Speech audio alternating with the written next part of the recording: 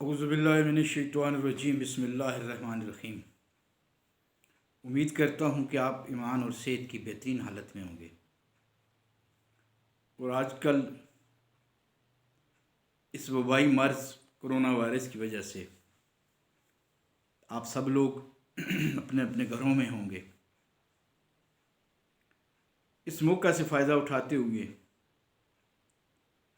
میں اکثر اپنے پیغام دیتا ہوں کہ قرآن پاک کو بترجمہ اور تفسیر پڑھیں، بلکہ اپنے گھروں میں درس قرآن رکھیں، جس سے بچے بھی سیکھ جائیں گے، اس پہ بحث مباحثہ کریں، بچوں کو تقاریر سکھائیں، گفتگو سکھائیں، وہ سے جو کام ہیں۔ ایسا نہ ہو کہ گھر میں بیکار بیٹھے بیٹھے بچوں کی جو صلاحیتیں ہیں وہ ماند پڑ جائیں۔ تو آج جس موضوع پہ میں نے بات کرنی ہے، بلکہ آپ کو یاد دہانی کروانی ہے، وہ ہے ہمارے نوجوان اور ان کی تعلیم و تربیت۔ یہ روزنامہ شرائع تعلیم کا اداریہ ہے، تو میں یہ اداریے کو بیان کروں گا۔ میں اکثر اوقات اپنے اساتذہ اکرام سے، دوستوں سے، والدین سے کہتا ہوں کہ یہ شرائع تعلیم جو ہے یہ اساتذہ اور والدین کے لیے ٹانک ہے۔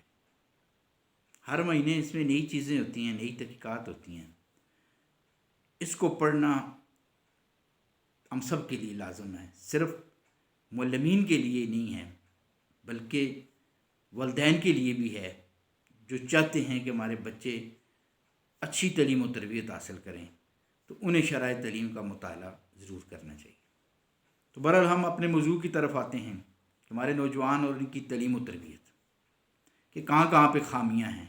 کسی بھی ملک میں سیاسی جماعتیں اداروں کی طرح کام کرتی ہیں اور ملک کے نوجوانوں کو قومی مقاصد سے آگاہ کرتی ہیں، ان کی تربیت کرتی ہیں تاکہ نوجوان قومی ترقی کے کسی شعبے میں شامل ہو کر اپنا کردار احسن طریقے سے نبھا سکیں۔ لیکن بدقسمتی ایسی ہمارے ہاں سیاسی پارٹیاں جو ہیں وہ نوجوانوں سے محض ووٹ بٹورنے کے لیے ان کا اتصال کرتی ہیں، ان کو سبز باغ دکھاتی ہیں، جو کہ بعد میں ان کے لیے نہیں کر سکتی۔ اس زمانے میں ہمیں اپنے تعلیمی نظام کی تنظیم نو کرنی ہوگی۔ نصاب تعلیم ایسا ہو جو نوجوانوں کو محض معلومات ہی فراہم نہ کرے، بلکہ ان کے اندر زندگی گزارنے کی مہارت کی ترویج بھی کرے۔ اس کے لیے اساتذہ کی موضوع تربیت کی ضرورت ہے تاکہ وہ نوجوانوں کو کلاسز میں نئی اور جدید معلومات دینے کے ساتھ ان کو عملی زندگی کے لیے تیار کریں۔ اس سے یقیناً قومی مستقبل درخشاں ہوگا۔ ہمارے اسکول، کالجز اور یونیورسٹیوں کی عام ذمہ داری ہے کہ نوجوانوں میں اچھے اوصاف پیدا کریں، مثلاً تعلیم حاصل کرنے کی لگن، خود اعتمادی، کشادہ ذہن، صحت مندانہ انداز میں آگے بڑھنے کا جنون، چیلنجز کو سمجھنے اور ان سے عہدہ برا ہونے کی صلاحیت، انسانی قدروں کا احترام، اجتماعی فلاحی منصوبوں میں شرکت، ایک دوسرے کے ساتھ تعاون کرنا اور اچھا میل جول رکھنا۔ لمبی فہرست ہے لیکن میں اس کو مختصر کرتا ہوں۔ دنیا اور ملکی سطح پر وقوع پذیر ہونے والے حالات سے باخبر رہنا، یہ لیکن اس کے لیے اساتذہ کرام ہی موزوں ہیں جو یہ کام بأحسن طریقے سے کر سکتے ہیں۔ اس موضوع کو بیان کرنے کا مقصد، چند جملوں میں بیان کرنے کا مقصد یہ ہے کہ ارباب تعلیم، اساتذہ اور معاشرے کے دانشوروں سے یہ درخواست کرنی ہے کہ نوجوانوں کو بے راہ روی کی بجائے مثبت راہ پر گامزن کرنے کے لیے منصوبے سوچیں اور بنائیں اور اس پہ تحقیق کریں۔ اور اس پہ عمل کرنے کی ترغیب دیں تاکہ ہمارا ملک ایک مہذب اور ترقی یافتہ ملک کہلائے۔ اب بہت سے ملک ایسے ہیں،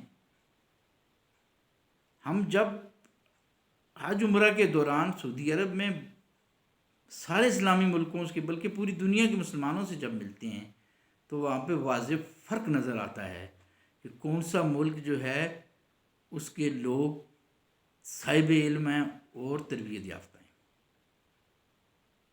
دنیا کے دوسرے ملکوں میں جانا ہوتا ہے تو ان کی تہذیب کو، ان کی تربیت کو دیکھ کے رشک آتا ہے۔ لہذا ہمارے یہاں بھی ایک تربیتی نظام ہو، ہم ایسے نوجوان تیار کریں، ایسی قوم تیار کریں کہ جو پلمانس لوگ ہوں، جو لوگ صاحب رائے ہوں، سٹیک ہولڈر ہوں، بات کو سمجھتے ہوں، غلامانہ ذہنیت کے حامل نہ ہوں۔ مسئلہ یہ ہے کہ ہم تو غلام پیدا کر رہے ہیں، کسی نے بات کہہ دی، کہا ٹھیک ہے جی، بس ہم غلط اور جھوٹ پہ اٹکے رہتی ہیں۔ تو لہٰذا یہ کام جو ہے یہ اساتذہ ہی کر سکتے ہیں، ہمارے اسکول اور کالج اور یونیورسٹیاں کر سکتی ہیں۔ اس ضمن میں چند تجویز ہیں جو آپ کے سامنے رکھیں گے اور امید کرتے ہیں کہ آپ اس تجویز پہ عمل درآمد کریں گے۔ جو بھی سننے والے لوگ ہیں، آپ کے کانوں تک یہ بات پہنچ گئی تو آپ اس پہ عمل درآمد کرنے کی کوشش کریں گے۔ پہلی بات، ہر سطح کے نصاب تعلیم کا جائزہ لیا جائے، طلباء کے لیے عملی کام زیادہ سے زیادہ تجویز کیا جائے، طلباء کلاس روم میں خود کام کر کے یہ تصورات سیکھیں۔ اس کے علاوہ ادارے سے باہر کوئی پروجیکٹس انفرادی اور گروہی تجویز کیے جائیں تاکہ نوجوان خود کام کریں، تاکہ ان کے اندر جو تخلیقی صلاحیتیں ہیں وہ پروان چڑھ سکیں۔ اس سے ان کے اندر اور بھی بہت سی صلاحیتیں پیدا ہوں گی، بجائے تعلیم کو بوجھ سمجھنے کے ان میں شوق پیدا ہوگا۔ دوسری بات، نصابی تعلیم کے علاوہ طلباء کو سوشل ورک میں شرکت کے لیے بھی منصوبے بنانے چاہیے اور ان میں شمولیت کے لیے طلباء کو ترغیب دینی چاہیے اور حوصلہ افزائی کرنی چاہیے۔ اس ضمن میں حکومت اور سوشل ادارے جتنے بھی ہیں وہ تعلیمی اداروں کی سپورٹ کریں۔ تیسری بات، ہمارے تعلیمی ادارے ہم نصابی سرگرمیوں کو بہت کم اہمیت دیتے ہیں۔ ہم نے یہ کتاب اور یہ کورس ختم کرنے کی رٹ لگائی ہوتی ہے، ہم شاید اس سے ناشنا ہیں، ان کی اہمیت سے ناشنا ہیں، شاید کہ اس کی جو ورائٹی ہے اس سے ناواقف ہیں، اور اس کے لیے جملہ سہولتوں کی کمی ہے، لیکن کچھ چیزیں ضرور ہیں۔ ورنہ تعلیمی اداروں میں متعدد ہم نصابی سرگرمیوں کا اجرا لازم ہونا چاہیے۔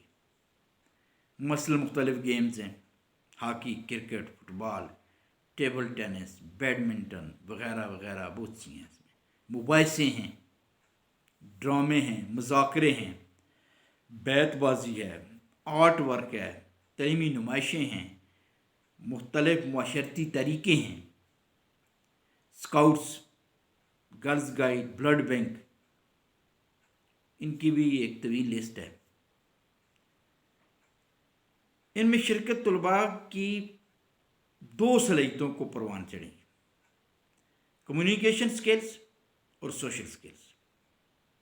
اور یہ دو سکلز ہی ایسی ہیں کہ جو کسی شخص کی کامیابی کا راز ہوتی ہیں، communication skills and social skills. اور اس سے ان میں مہارت پیدا ہوگی اور ہم جو قوم تیار کریں گے وہ عملی زندگی میں سچائی پہ مبنی کام کرے گی۔ چوتھی بات، بلکہ آخری بات ہے، چوتھی بات ہے، ہمارے نوجوانوں کو سست روی، سیل پسندی اور کج روی سے دور رکھنے کے لیے لائبریریوں کے ممبر بنانا چاہیے، کتب کا مطالعہ کرنے کی ترغیب دینی چاہیے، کتب پر تبصرہ زبانی بھی اور ریٹن میں بھی پیش کرنا چاہیے، تحقیقی کام پر جو تبصرے ہوتے ہیں ان کے فورم بنانے چاہیے۔